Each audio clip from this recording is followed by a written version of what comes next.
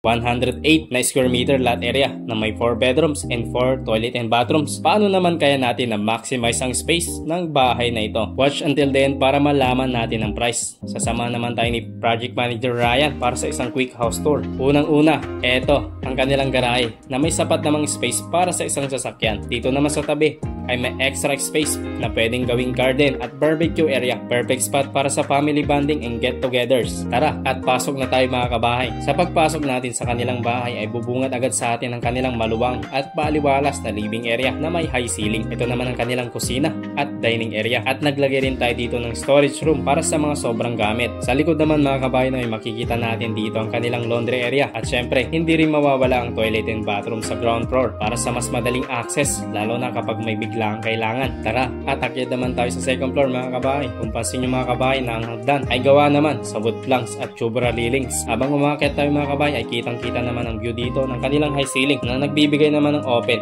at maluwang na feel sa bahay. Sa pagkakyat natin sa kanilang second floor ay dito matatagpuan ang kanilang bedroom 1 na simple lang pero functional ang design. At katabi lang din ito ang kanilang toilet and bathroom para sa easy access. At dito rin located ang kanilang master bedroom na maluwag at cozy at may walk-in closet at may sariling toilet and bathroom. Ito ang dream set at para sa mga homeowners. May balcony rin dito mga kabayno para sa outdoor experience. Perfect spot para mag-relax, magkape at magmuni-muni sa umaga at gabi. Tara, at akyat naman tayo sa kanilang third floor kung saan matatagpuan ang bedroom 2 at bedroom 3 kasama ng isang shared toilet and bathroom para sa easy access ng parehong rooms. Sa bedroom 2 at bedroom 3, functional at minimalist ang design at parehong may natural light access kaya presko at maliwanag. Isa pa sa mga pinakamagandang feature ng bahay na ito ay may maluwang na roof deck kung saan perfect naman for family bonding at pwedeng gawing video okay area o party space habang nag-i-enjoy tayo sa magandang view. Isa ito sa aming built-in sell projects. Nga pala mga kabayno, ito ay pre-sell ng 60 million pesos. Swak na swak ito sa mga nagbabalak bumuo ng pamilya, bagong kasal o naghahanap ng magandang investment para sa future. Kung nais nyo ng ganitong bahay ay mag-message lang kayo sa aming page para ma-assist namin kayo sa pagtupad ng inyong pangarap na bahay. Maraming salamat ulit sa pagsama mga kabahay at kita-kits ulit tayo